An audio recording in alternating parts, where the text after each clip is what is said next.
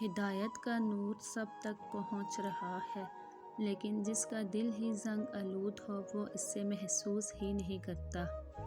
حسد سے بچتے رہو، کیونکہ حسد نیکیوں کو اس طرح کھا جاتا ہے جیسے آگ لکڑی کو جلا کر خاکستر کر دیتی ہے۔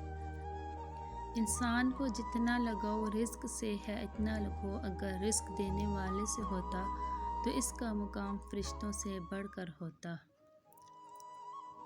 توبہ کا آنسو بھی کمال کا آنسو ہے، گرتا باہر ہے اور صفائی اندر کی کر دیتا ہے۔ تمہارا صبر تمہیں کامیابی عطا کرتا ہے۔ لوگوں کے ساتھ ان کے کردار کے مطابق نہیں، بلکہ اپنی تربیت کے مطابق رویہ اختیار کیجیے۔ میرے بندوں سے کہہ دیجیے کہ وہ ہمیشہ اپنے منہ سے اچھی بات کریں۔ معاف بار بار کرو، مگر بھروسہ صرف ایک بار کرو۔ اچھی زندگی اچھی صورت سے نہیں، نیت سے ملتی ہے۔ خیال کا پاکیزہ ہونا روح کی پاکیزگی کو ظاہر کرتا ہے۔ ہم گناہ ایسے کرتے ہیں جیسے اللہ دیکھ ہی نہیں رہا، اور وہ معاف ایسے کرتا ہے جیسے اس نے دیکھا ہی نہیں۔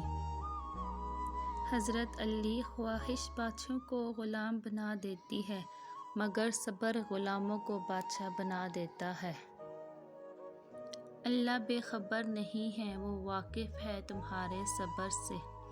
چھوٹی سی نیکی کو چھوٹا سمجھ کر نظر انداز نہ کریں، یہ جنت کا دروازہ کھلوا سکتی ہے۔ بے شک اللہ ہر چیز پر قادر ہے۔